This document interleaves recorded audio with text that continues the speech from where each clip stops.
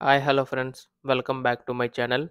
ప్రస్తుతం మనకి ఆంధ్రప్రదేశ్ రాష్ట్ర వ్యాప్తంగా ఆడబిడ్డ నిధి పథకం కోసం ఎదురు చూస్తున్న వంటి మహిళలు ఎవరైతే ఉన్నారో వారికి సీఎం చంద్రబాబు నాయుడు గారు మరొక శుభవార్త అయితే తెలపడం జరిగిందనమాట. ఇక్కడ చూసుకున్నట్లయితే ఏపీ రాష్ట్ర వ్యాప్తంగా ఈ యొక్క పథకం కోసం దాదాపుగా మహిళలందరూ కూడా ఎదురు చూస్తున్నారండి. ఈ యొక్క 18 సంవత్సరాలు పైబడి ఉన్నవారికి, 59 సంవత్సరాలలోపు ఉన్నవారందరికీ కూడా ప్రతి నెల రూ. 1,500 ప్రతి సంవత్సరం అలాగా రూ. 18,000 అందిస్తామని చెప్పి సీఎం చంద్రబాబు నాయుడు గారు ఈ యొక్క ఎన్నికల మేనిఫెస్టోలో ఈ యొక్క సూపర్ సిక్స్ పథకంలో భాగంగా హామీ అయితే ఇవ్వడం అనేది జరిగింది కదా. ముఖ్యంగా మహిళలను దృష్టిలో ఉంచుకొని సూపర్ సిక్స్‌లో 4 పథకాలనేవి అయితే మహిళల కోసం కేటాయించడం జరిగిందండి. అయితే ఇప్పుడు ఈ యొక్క ఆడబిడ్డ నిధి పథకం కోసం ఇప్పుడు విడుదల చేయబోతుంది. 3 పథకాలనేవైతే ఆల్రెడీ అమలు చేసింది కదా. ఇప్పుడు ఈ యొక్క పథకం ఇప్పుడు అమలు చేయబోతుంది. ఇలా అని చెప్పేసి చాలామంది అడుగుతున్నారు. అయితే మీకు ఈ వీడియోలో పూర్తి సమాచారం అయితే తెలియజేస్తానండి. ఎటువంటి డాక్యుమెంట్స్ కావాలి? ఎలా అప్లై చేసుకోవాలి? ఎప్పటినుంచి ఏపీ రాష్ట్ర ప్రభుత్వం ప్రారంభించబోతుంది? ఇలా ప్రతి అప్డేట్ కూడా మీకు తెలియజేస్తాను. అయన్నీ కూడా తెలుసుకోవాలనుకుంటే మీరు వీడియోని స్కిప్ చేయకుండా చివరి వరకు అయితే చూడండి. అంతకంటే ముందు కొత్తగా ఎవరైనా మన ఛానల్‌ని చూసినట్లయితే దయచేసి వెంటనే ఛానల్‌కి సబ్స్క్రైబ్ చేసుకొని మిత్రులారా. దీని ద్వారా నేను పెట్టే ప్రతి చిన్న లేటెస్ట్ అప్డేట్ కూడా మీరు ఎప్పటికప్పుడు మిస్ కాకుండా తెలుసుకోగలుగుతారు. అలాగే వీడియోకైతే లైక్ చేయండి. మరికొంతమందికి ఈ సమాచారం అయితే తెలుస్తది. ఇంకా ఆలస్యం చేయకుండా వీడియోలోకైతే వెళ్ళిపోదాం. సో, ప్రస్తుతం ఇక్కడ ఏపీ మహిళల కోసం ఏపీ రాష్ట్ర ప్రభుత్వం అనేక పథకాలు అంటే తల్లికి వందనం పథకం గానీ, ఉచిత బస్సు పథకం, స్త్రీ శక్తి పథకం కింద ఆగస్టు 15వ తేదీ నుంచి సీఎం చంద్రబాబు నాయుడు గారు మనకి ప్రత్యేక బస్సులనేవైతే కేటాయించడం అయితే జరిగింది కదా.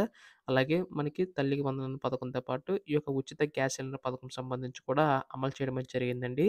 అయితే ఇప్పుడు ఆడబిడ్డ నిధి పథకం సంబంధించి గాను ఏపీ రాష్ట్ర ప్రభుత్వం ఎప్పుడు అమలు చేయబోతుందని చెప్పేసి రాష్ట్ర వ్యాప్తంగా ఉన్నటువంటి మహిళలందరూ కూడా ఎదురు చూస్తున్నారనమాట.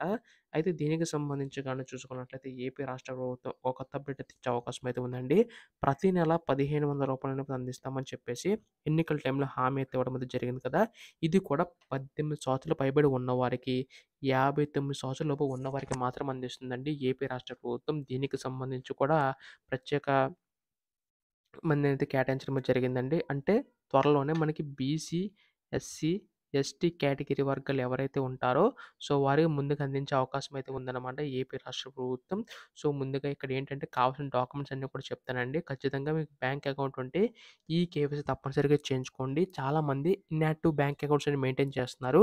అంటే సపోజ్ మీకు ఏంటంటే బ్యాంక్ అకౌంట్ ఉందని చెప్పేసి అనుకుంటాం. మీరు దాన్ని వాడడం లేదంటే అది ఇన్యాక్టివ్ అయిపోతది. అంటే పని చేయదనమాట.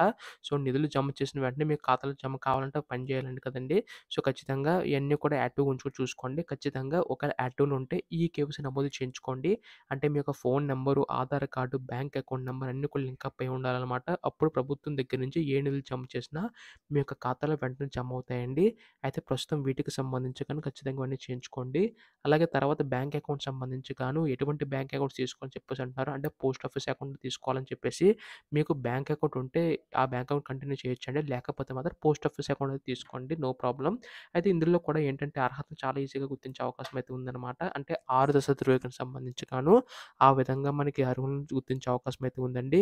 అంటే ఇక్కడ ఏంటంటే ప్రభుత్వ నిధులకు సంబంధించి గాను అనర్హులు కూడా ఉందని చెప్పి రాష్ట్ర ప్రభుత్వం భావించి ఈ యొక్క 6 దశ ధృవీకరణ సంబంధించి కానీ పెట్టడం అయితే జరిగిందనమాట.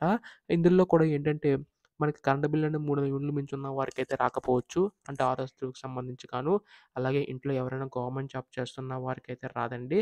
తర్వాత ట్యాక్స్ పే చేస్తున్న ఎవరికైతే రాకపోవచ్చు. 4 వీలర్ వెహికల్ ఉన్నా గాని వారికైతే రాకపోవచ్చు. ఇంటి స్థలం సంబంధించి కానీ, ఇలాగ అనేక సంబంధించి గాను ఆర్‌దోస్త్ వెహికల్ సంబంధించి ఉండడం అయితే జరిగిందనమాట. ఇందులో కూడా మీరు ఎలిజిబిలిటీ అయితేనే మీకైతే వస్తుందండి.